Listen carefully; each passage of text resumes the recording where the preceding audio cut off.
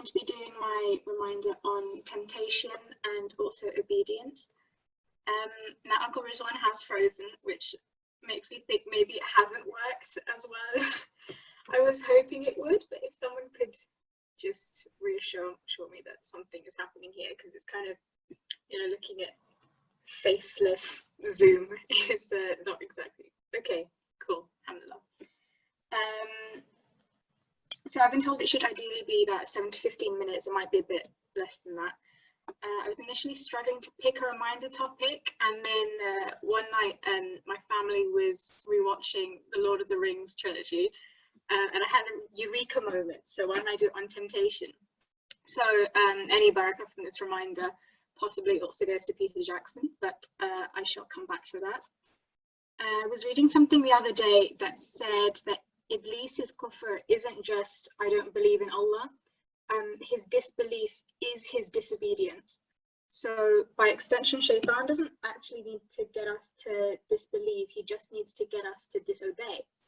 And that idea really challenged maybe the impulse that sometimes we might fall into accidentally to kind of make ourselves feel better by saying, oh, at the end of the day, I still believe, I'm still a good person, God loves me anyway.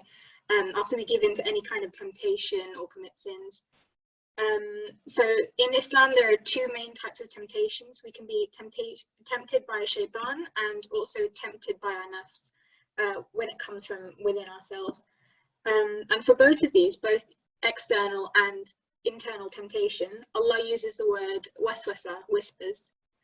So Surah Nas refers to shaitan and says, Alladhi waswasu fi sudurin nas. So he who whispers evil into the chests of mankind.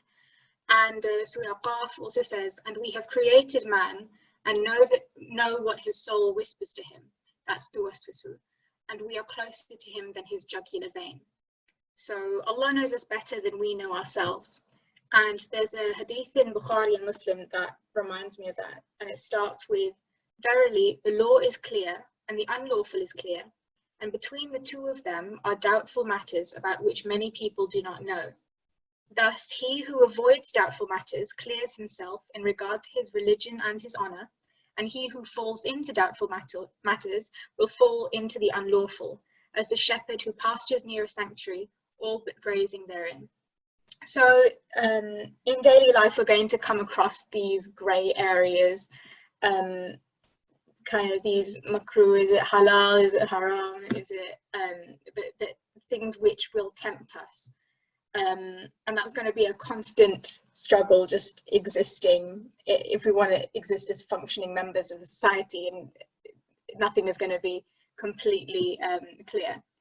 But I thought it was interesting because the advice is that if you can, it's best to avoid going near it at all. And inshallah, you'll get reward for that, whether you would have given into that temptation or not. Because at some point, intentionally or not, to use the shepherd analogy that the hadith uses, the metaphorical sheep are inevitably going to cross over into the sanctuary and kind of breach that prohibited area for us. And when they do, that's kind of a dangerous place to be in. So it's this constant slippery slope. It's just the way, it's just human nature, and Allah knows that, and that's why this is the advice that we're getting. Going back to, I don't want to be that person, but a couple of weeks ago, I think we had the Dumbledore quote, which convinced me that everyone on campus is basically a geek, so it doesn't matter anyway. So if anyone who doesn't have a clue about what I'm going on about, so in Lord of the Rings, the Ring of Power is this massive temptation, and it tries to slowly corrupt you. And I noticed that Gandalf, it sounds so stupid, but Gandalf, who's the best and wisest of them all, and refuses to even touch the ring. So you'd think that if anyone could handle temptation like that, it would be him. But he has too much fear that even going near the temptation will compromise him in some way. Instead, it's the people like Boromir who assume, oh, I'm a good person, I know my boundaries, or I've got noble intentions, and have all these self-justifications. So the minute you start listening to waswasa, kind of before you know it, you're trying to kill the hobbit whose job it is to save all of Middle Earth, and it's a whole thing. But the bottom line is temptation is a really powerful thing. So it works in more subtle ways than we think. And it kind of sometimes can pander to our egotistical belief of I'm still a good person. But if Sir Ian McKellen refuses to go near the Ring of Power, how can we as mere mortals assume that we're strong enough to surround ourselves with bad stuff and not come away from it with hardened hearts at the end of the day? Of course, the flip side of temptation and disobedience is obedience.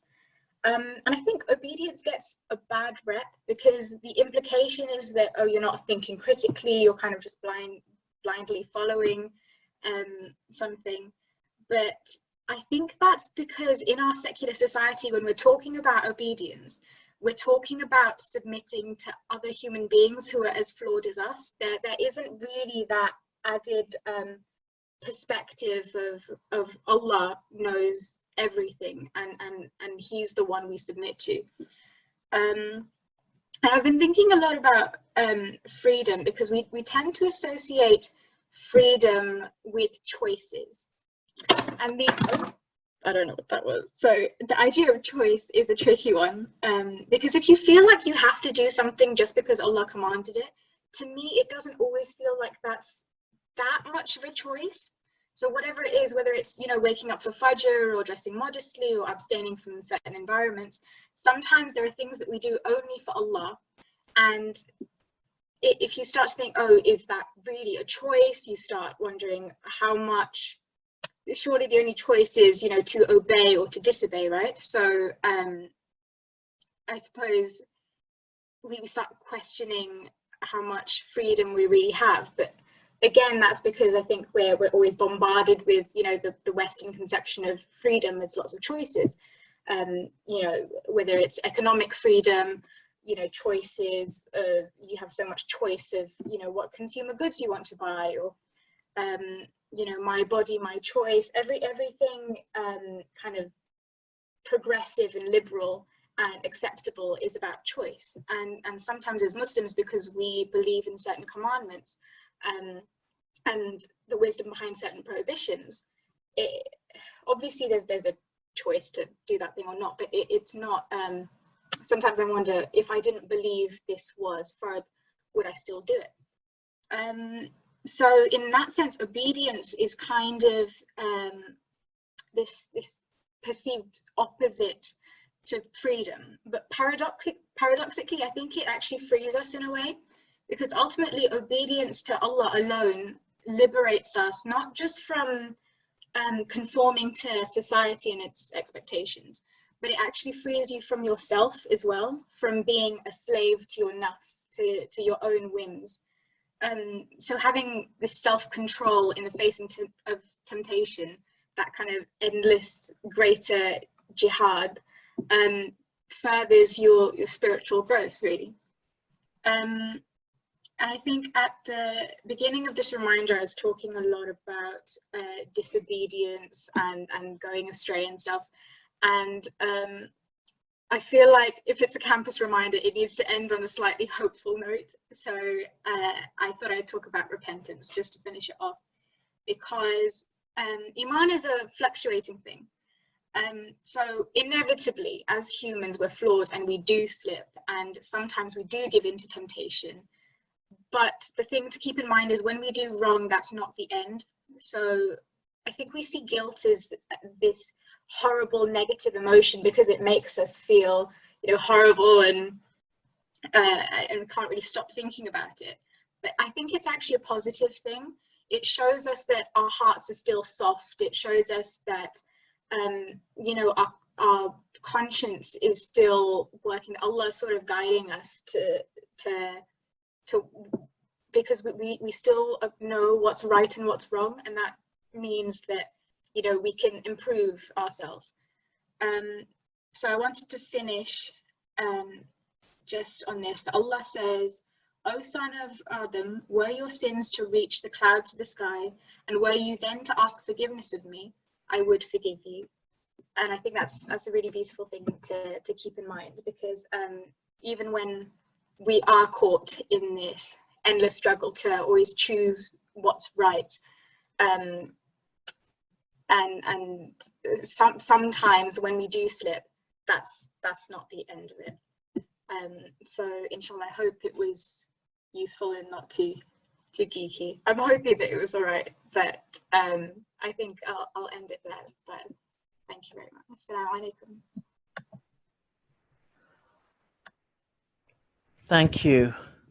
Thank you so much. That was wonderful. I've got the video on, so I'm just still trying to get used to the way that the Zoom thing works. Can you see me okay, everybody? I'm not even sure I can see the chat thing. Yes, you can see me. Okay. I can't see myself, so I'm not really sure. Okay, fine. Anyway, right. Let's begin then. Bismillahir Rahmanir Rahim. I want to just get. Can you see my window? Presumably that's sharing now. I'll just make sure I can see the chat as well. Just bear with me. Sorry, I was still trying to adjust this. One sec. Right. Oh, right, it's up there. Sorry. Let's try and get used to this. Right. Okay. Can everybody see the window? Can you see the kind of Word document about the Imams? Yes, you can. Okay, great. And yes. Oh, yes, you can see me. There we are. Right. Yeah, that's fine. Okay. Oh, I better turn that light off. It's a bit bright. Wrong one. There we are. Okay. Right. Bismillahir Rahmanir Rahim. Assalamu alaikum wa rahmatullah. Welcome, everybody. So we are going to continue our journey of discovery of the lives of the Imams. Now, remember the context in which we're studying these Imams. That their stories are very inspiring, undoubtedly. But the context is specifically about tajdeed. What is it that was so special about each Imam? And they all had something very unique to contribute. I hope you're beginning to see is that each of the four Imams of the madhabs, and you've all heard of the four madhabs, the Malikis, the Hanafis, Shafi'is, Hanbalis, and when you come across rulings, or you're asking a scholar, they say, oh, well, the Malikis do this, but the Hanafis do this, etc. So they all, all of these four madhabs that are the main predominant madhabs of the Sunni world originated from an Imam. And what's interesting is that each of these Imams were trying to encapsulate what the Sunnah means, right? What the, when you say Sunnah, you mean like the life example of the Prophet. So how do you capture that, right? How do you interpret what Sunnah is? And we saw how each of the Imams had their own kind of unique view of this, actually.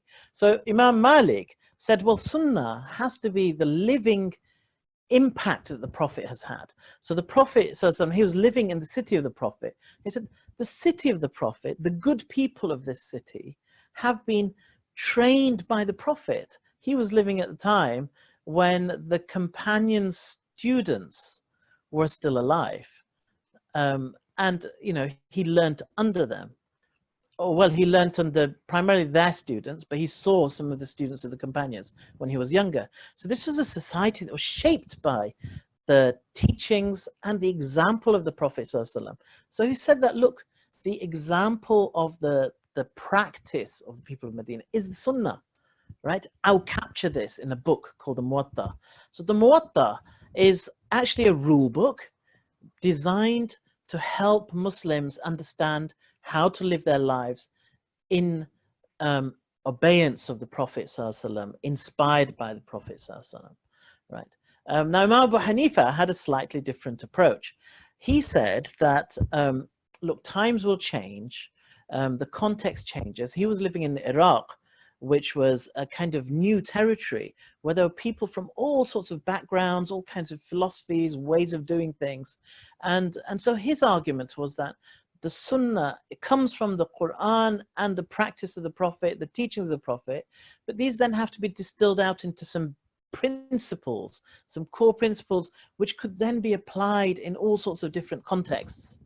Right, so there's a little bit of thinking involved there, where you look at a teaching and you say, okay, what's the general rule we can apply by maybe looking at lots and lots of hadith on an issue. So we looked at, for instance, the example of the hadith about an animal drinking from or licking from a utensil or drinking from water. Does that water then have to be thrown away? Yeah, and so Abu Hanifa, looking at all the different hadith, came to the conclusion that there's a principle. And the principle is that if the flesh of that animal is halal to eat, then if that animal drinks from the water, it's okay, right? So if cattle, for instance, drink from the water, you don't have to chuck the water away. This is in a context where water is precious. It's not on tap, literally. You don't want to chuck it away. And, actually, it's a sin to waste water. It still is, even though it flows freely in our lives, right? So this was the Imam Abu Hanifa's approach.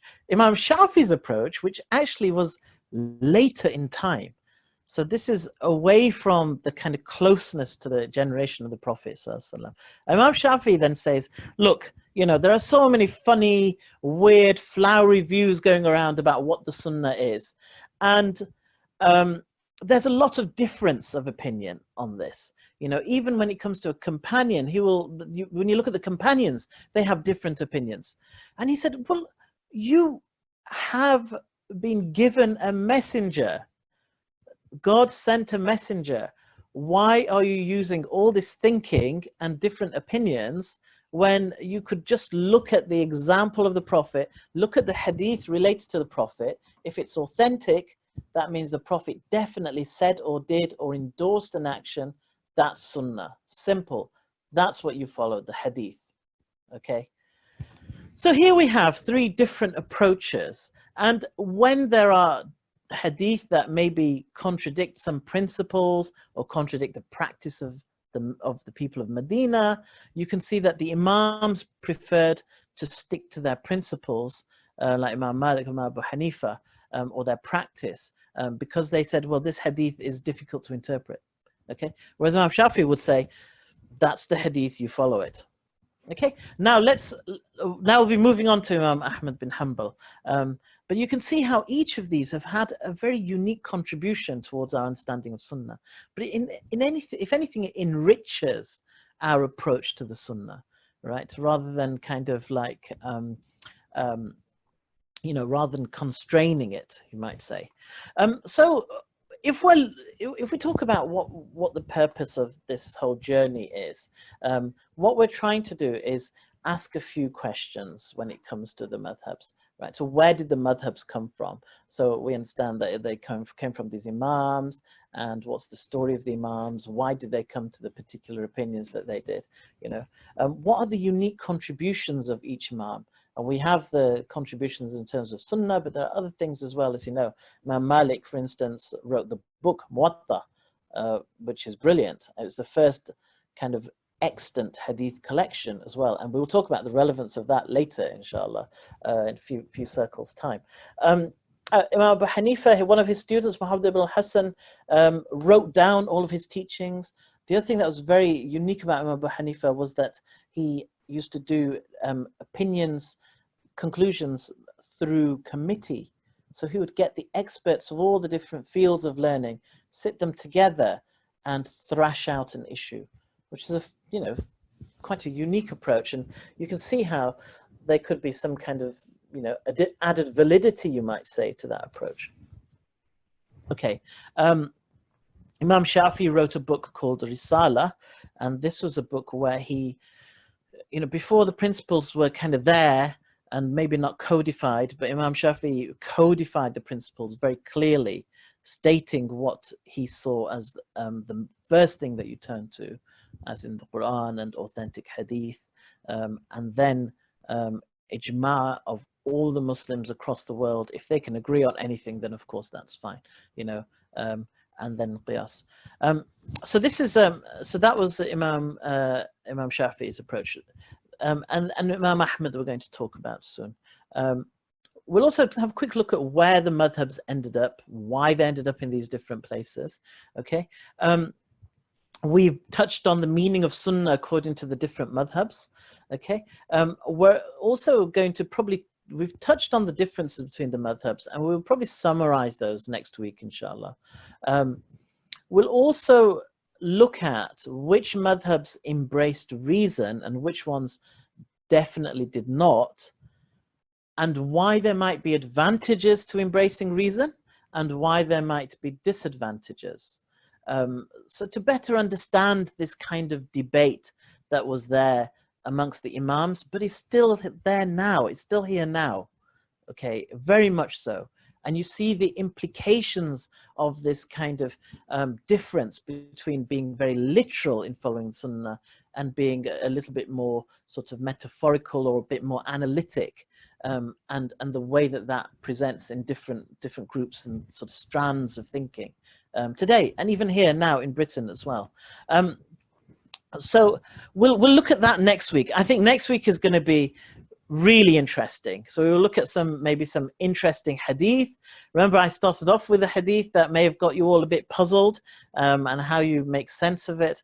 We'll then look at this idea of kind of, literalism versus a sort of analytic approach, what's called Ahl al-Ra'i versus Ahl al-Hadith, and which one did the Prophet endorse? We'll find out, okay, next week, inshallah. Okay, so that was the kind of, how do the Imams deal with unusual hadith, you might say, and we'll look at that because we come across them, and you will. If you go to websites of the haters, they will show you unusual hadith after an unusual hadith to the point that your iman could start to just quake, because you just think, wow, this is not the Prophet I knew. What's going on here? Okay, so we will, inshallah, hopefully learn some skills on how to approach those next time, inshallah.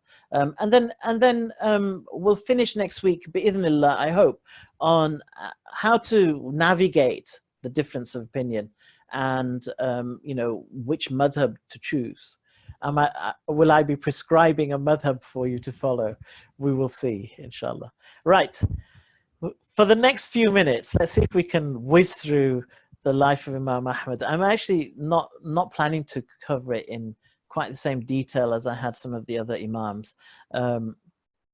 Now, let's just talk initially about who Imam Ahmad was. So Imam Ahmad was born 164 Hijrah, which actually means 154 years after the death of the Prophet ﷺ, right? Because Hijrah was, the Prophet was in Medina for 10 years after doing Hijrah.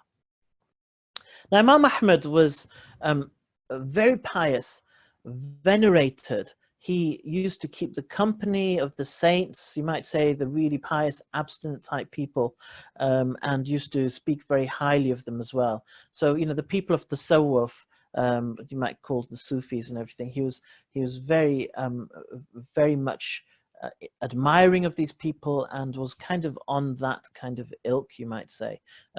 He was, incredibly careful, committed to the truth, devoted to Allah, and devoted to the Sunnah of the Prophet ﷺ. He absolutely, you could see in his approach that he loved the Prophet ﷺ.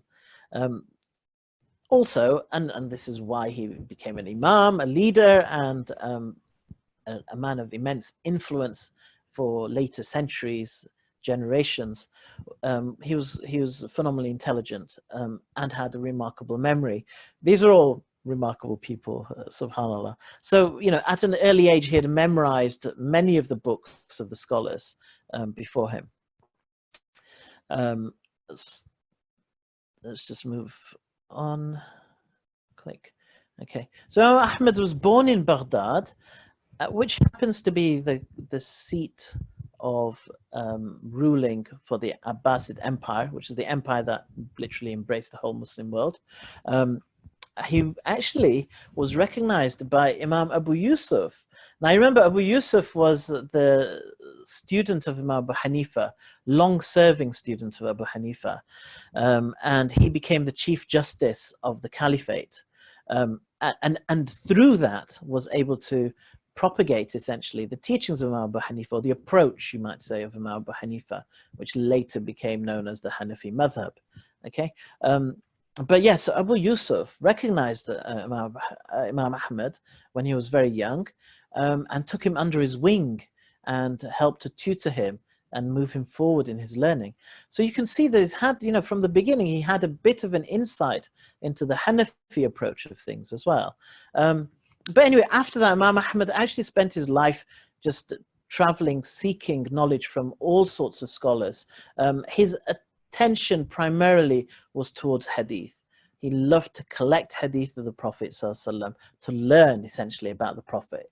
Okay, he just wanted to know who the Prophet ﷺ was and gather all the, what's a hadith? Hadith is a story. All the stories he could find about the Prophet ﷺ. It's said that he actually wrote down, just from two famous hadith collectors, he wrote down 300,000 hadith, right, from Bahaz ibn Asad and Affan. Now, he himself collected a book of hadith called the Musnad, which means, I mean, if you have a look at the Musnad, it's available in English as well. If you have a look at the Musnad, what he does is he collects all the hadith that have been narrated by individual narrators. So he starts with the Khulafa Rashidun, and then he works his way down to down to the other companions, etc., and all the hadith that were narrated through that companion. It's very, which is an interesting approach. In fact, there's a nice English translation which has been authenticated as well. So the translators mention which of the hadith are also found in Bukhari, Muslim, which are considered authentic, which are considered weak, etc. So what's interesting about Imam Ahmad's collection is that it is the largest hadith collection.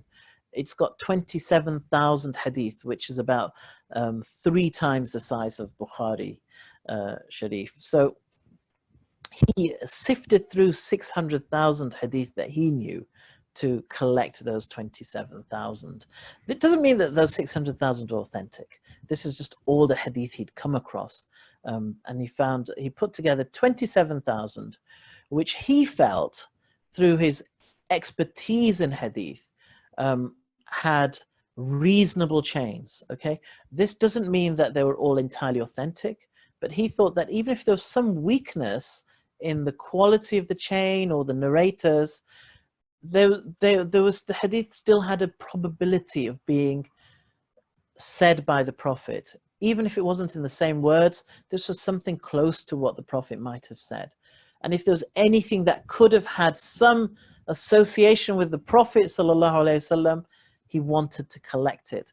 Can you imagine? It's 150 years after the Prophet has passed away. There are lots of random chains going around, some very obviously fabricated hadith, so there's a kind of like massive sort of nebulous confusion of different types of hadith.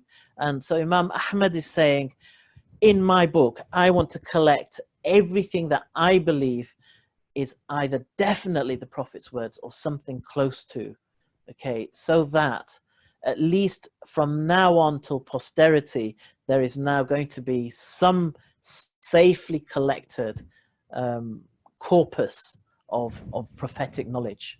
SubhanAllah. So that was his intention with the Musnad. The other thing that he focused on with these hadith were hadith that were related to practical issues. So in other words, rulings, you might say. Okay. So there might have been lots of other hadith on that did not have any bearing on anything, pretty much. So he wouldn't really include those. And that's how, because in case you're wondering, well, 600,000 narrowed down to 27,000, and he's trying to collect everything. Well, what happened? Where's what happened to all the others? So there's a kind of filter he's applying to those hadith. 2 key filters, you might say. Okay. So if he knew that the hadith was definitely fabricated, he wouldn't. Or if he thought it was extremely weak and, you know, to the point of unlikely the Prophet said anything like this, he wouldn't collect those hadith, right? Later in life, Imam Ahmad studied under Imam Shafi. I don't think for a very long time, but for some time he did. And so he learned some of the attitudes towards fiqh of Imam Shafi. Remember now that there is a difference between hadith and fiqh. Okay, so you have muhaddith. These are the experts in the chains, in the stories of the people who narrate the chains, okay, and the quality of the hadith. But that doesn't necessarily give them the skills to analyze the hadith and to kind of apply those hadith to a problem, to a question. A person, individual, comes to the scholar and says, I don't know what to do in this particular situation. It's a faqih who has the skills which are beyond just the knowledge of hadith, but you have to have knowledge of Quran, you have to know what the companions thought, you have to know what other scholars have thought on the issue, you have to have some sense of the process of jurisprudence, as it's called. Yeah, so a faqih is somebody who has fiqh. Fiqh actually means understanding. You see the point? So, you know, hadith is knowledge and fiqh is understanding. So Imam Ahmad then became a faqih, and he started to give rulings and to help people in their practical problems. But obviously his slant is towards hadith, right? And his particular approach was that he loved the Prophet so much, and he was so keen to adhere to the teachings of the Prophet, that even if it was awkward and it didn't entirely seem like the most convenient teaching, he would prefer to go for something that might not be entirely authentic but has a probability of being what the Prophet would have said. He'd follow that and advise people to follow that. That was his approach. You can see how that is actually different to, say, even Imam Malik, okay, and definitely Imam Abu Hanifa. Now, what people have said about Imam Ahmad. So Imam Shafi'i, who obviously is a grand faqih of his time, but for hadith, he would be leaning on Imam Ahmad because of his phenomenal knowledge of hadith. Imagine 600,000. This is like pretty much the entire knowledge of the Prophet that was available at the time. So he says that Imam Ahmad bin Hanbal was a leading scholar in many fields, in hadith, in fiqh, in Quran, in asceticism, zuhud, you know, saintly self-denial, in piety, and in knowledge of the Sunnah. Abdul Malik al-Maimuni used to say that my eyes never saw anyone better than Ahmad bin Hanbal, and I have never seen anyone among the scholars of hadith who shows more respect for the sacred limits of Allah and the Sunnah of his Prophet, if a report is proven to be sahih. And I have never seen anyone more keen to follow the Sunnah than him. You're getting a flavor of who Imam Ahmad was, right? Al-Mawardi says that, I said to Ahmad, how are you this morning? And he replied, how would anyone be whose Lord is demanding that he carry out his obligatory duties, and his Prophet is demanding that he follow his Sunnah, and the two angels are demanding he mend his ways, and his nafs is demanding that he follow its whims and desires, and Iblis is demanding that he commit immoral acts, and the angel of death is watching and waiting to take his soul, and his dependents are demanding that he spend on their maintenance. SubhanAllah. So this is the perspective that was weighing Imam Ahmad down, SubhanAllah. So let's have a look again at the generations. So you see the Prophet is kind of 2 generations above this diagram. So you have the Prophet sallallahu alaihi wasallam, then you have his companions, and then you have the disciples of the companions called the tabi'un. Okay, Now, this Imam Abu Hanifa, for instance, met a huge number of tabi'un, okay, and the tabi'un students were also the teachers of Imam Malik. So the next generation after the tabi'un was Imam Abu Hanifa himself and lots of other disciples of the disciples, right? And Imam Abu Hanifa taught Abu Yusuf and his other key students, Muhammad ibn al-Hassan al-Shaybani, and Imam Malik was also of that generation. Then these two, Muhammad al-Hassan, Imam Malik, taught Imam Shafi'i, so that's the next generation down. And Imam Ahmad bin Hanbal was taught by Imam Shafi'i. But remember, he was also taught by Abu Yusuf, but of course, he was a young man at the time, very young, and Abu Yusuf was like the grand sheikh, the grand judge of Baghdad and the empire, actually. So there's kind of like a generation skip there, you might say.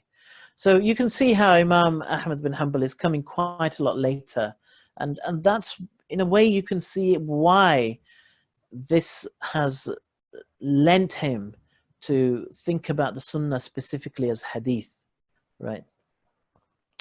Now, an important thing, I think, for all of us to realize, and this is like a sort of life skill, you might say, or a key life teaching, which is that people are complex.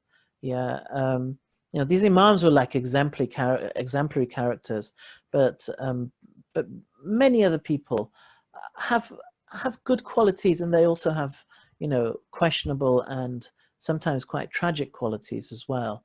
And you just have to celebrate the good and recognize the bad, and be sure that that's not an example that you're going to follow. So, for instance, you may recall that during our the residential before, where we talked about the tale of two civilizations, and then also Auntie Sarah talked about the House of Wisdom during a circle last term. So the House of Wisdom was set up by a Khalif, the son of the very famous Harun al-Rashid, whose name was al-Ma'mun. So al-Ma'mun was very learned. He was a philosopher. He was very taken by Greek philosophy in particular. He set up this institution which would fund scholars to come and translate the books of wisdom from other civilizations, right? So books from India, from China, and particularly the Greek teachings. And it said that when people translated, they were paid in gold as much as the books that they translated. SubhanAllah. And if I'm not mistaken, Al-Khwarizmi, phenomenal mathematician, was one of the scholars that studied in the House of Wisdom. So you could say that Al-Ma'mun actually made a phenomenal contribution to not only Islamic learning, but actually the preservation of human learning, to the heritage of humanity, right, through the establishment of the House of Wisdom. However, okay, there is a complication, a dark side to the character of Al-Ma'mun, because he was so taken by a philosophical approach to the Islamic creed, where the Islamic creed was kind of filtered through a philosophical thinking, which was called the Mu'tazili doctrine. And he was so taken by that he thought, this is brilliant and everybody should conform to it. So he established an Inquisition, which is actually not that different to the Spanish Inquisition. Well, probably not quite as brutal, maybe. It was maybe, but nonetheless, it was bad. And he essentially went around asking all prominent scholars to comply with Mu'tazili doctrine. Imam Ahmad did not. He refused. He did not accept the Mu'tazila argument that the Quran was created. He saw it as the eternal word of God. It's quite a complex philosophical argument, but you're welcome to try and understand it if you want to. But nonetheless, he stood his ground. And as a consequence, Imam Ahmad was imprisoned, and Ma'mun had him flogged by 150 different people, each one giving him two stripes of the lashes. Subhanallah. After that, he remained imprisoned for a long time. In fact, the next Khalif came and went, and he was still in prison. He wasn't, after the first round of flogging, wasn't flogged anymore, because Imam had become so popular that the populace, the public, were outraged by the way he was treated. So he was treated a bit more respectfully, but nonetheless still imprisoned until finally, the public pressure mounted to such an extent that he was freed. Imam Dhahabi says about him that Imam Ahmad bin Hanbal, he was a Hanbali scholar, he says that Imam Ahmad bin Hanbal was the true Sheikh of Islam and the leader of Muslims in his time, the master of hadith and the proof of the religion. Rahimahullah. Now, what was the approach of Imam Ahmad bin Hanbal towards making new rulings? How did he make new rulings? So he was very much influenced by Imam Shafi'i in the arguments. Imam Shafi'i's argument was that the Sunnah is authentic hadith, right? If you have an authentic hadith, it can override the Quran, because the Prophet is interpreting the Quran. So if the Prophet said something and the Quran seems to contradict, actually what the Prophet's doing is abrogating the Quranic teachings. He's overriding those Quranic teachings. Whereas the Hanafis would have said, well, this might be an exception to the general rule, but the general rule still applies.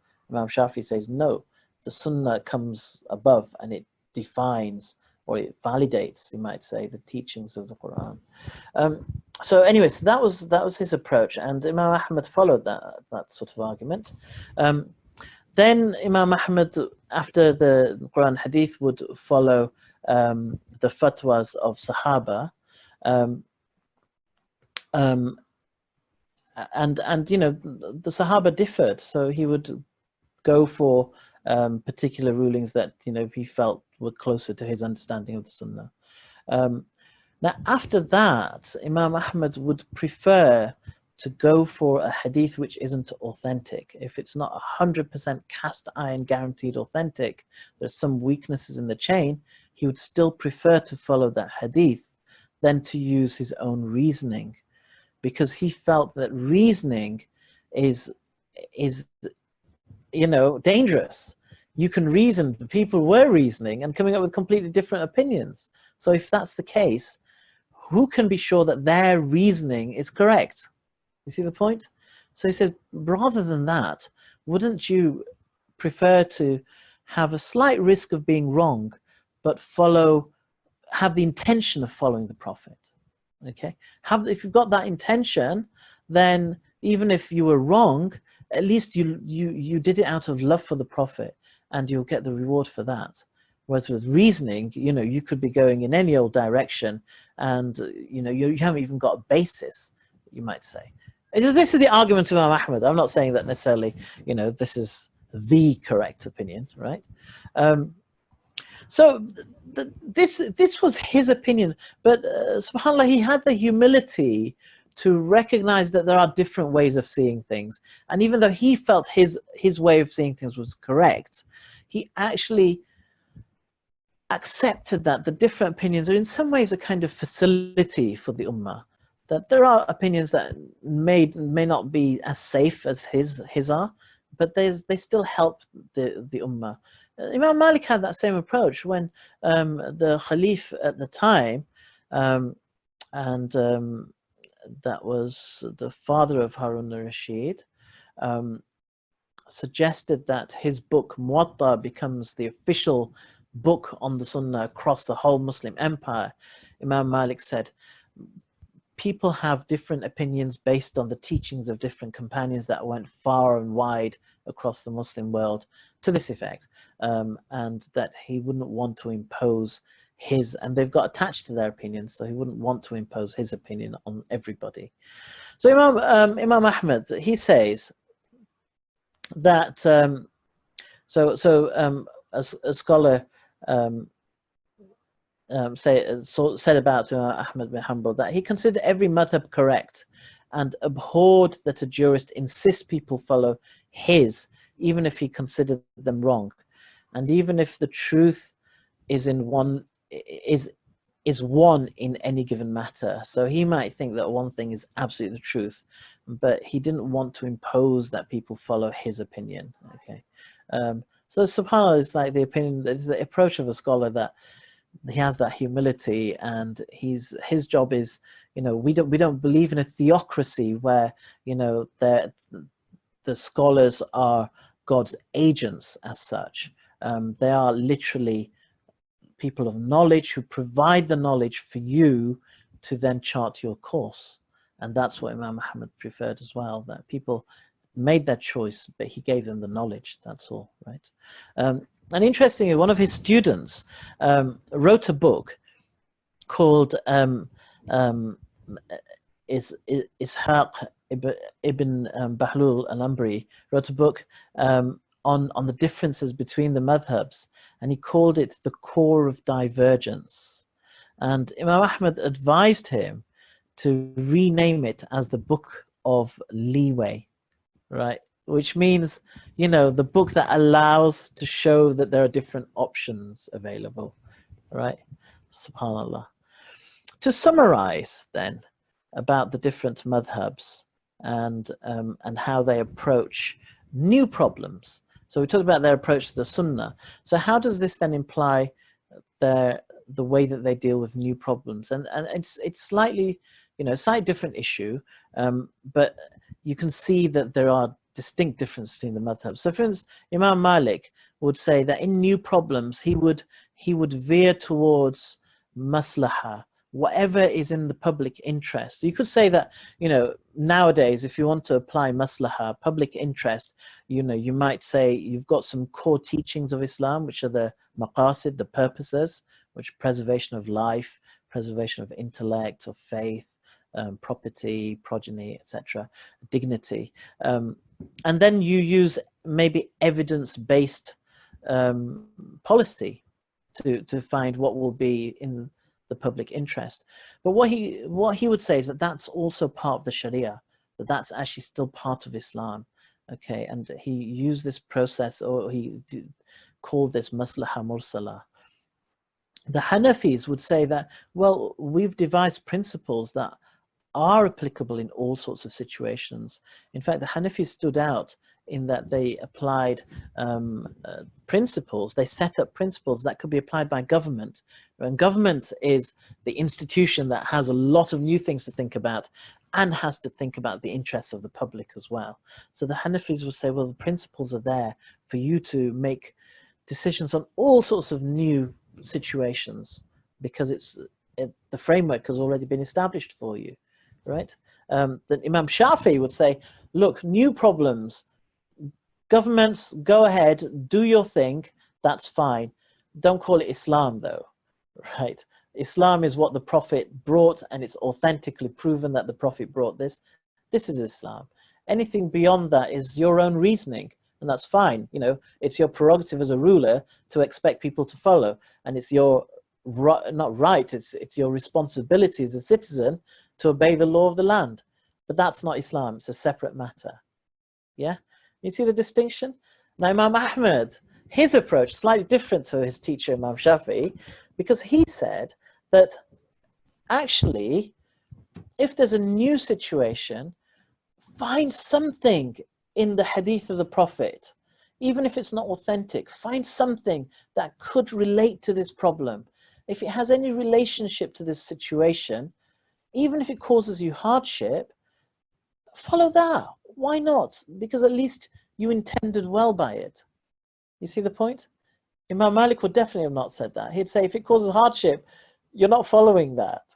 We have the example in the Muwatta, remember, where there's a hadith of the Prophet, so all the hadith in Muwatta are authentic, where a woman stood up and said, I'll marry you to the Prophet. Somebody else said, the Prophet remained silent. Somebody else said, I'd like to marry you. And then the Prophet said, well, what have you got for dowry? And he didn't have anything, but he knew some Quran. And the Prophet said, I'll marry you on the basis of surah such and such that he knows. And Imam Malik said, but we like to have a minimum dowry. We, as in the people of Medina, as in this is actually the sunnah that needs to be followed, the teaching that needs to be followed. Do you see?